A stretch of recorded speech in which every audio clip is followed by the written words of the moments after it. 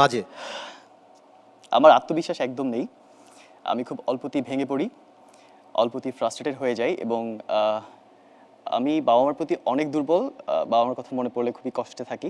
সবকিছু এটা ভুলে তো যাই। পজিটিভ, নেগেটিভ না তো এটা? এটা নেগেটিভই। আমার আবেগ বেশি বাবা মার প্রতি। আবেগ কন্ট্রোল করা উচিত, কিন্তু আমি পারি না।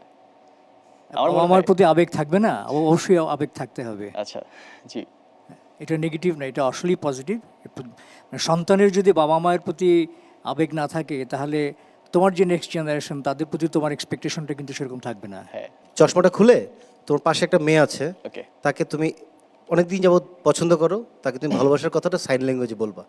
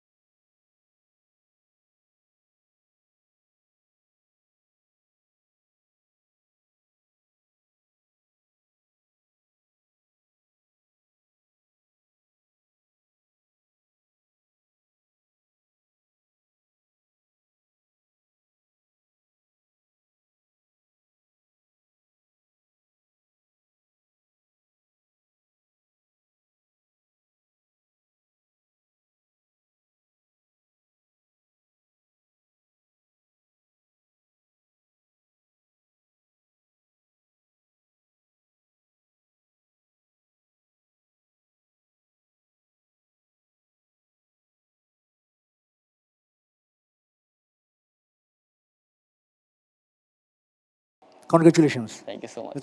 একটা জোরে একটা এক্সপ্রেশন দাও, চিৎকার করে দেখি। স্বপ্ন দেখার দিন এসেছে, thank you so much sir. Thank you. দেখার বার। জাজ হিসেবে আমি যেই জিনিসটা অবশ্যই দেখব সেটা হলো বাহ্যিক সৌন্দর্য নয়, অন্তরের সৌন্দর্যটা, এবং সে কতটা বুদ্ধিমত্তার সাথে আমাদের সামনে নিজেকে প্রেজেন্ট করতে পারে। আপু দেখেন, এটা হলো 12 হাত শাড়ি, পিওর ইন্ডিয়ান কাঞ্জিভারম, ঠিক আছে?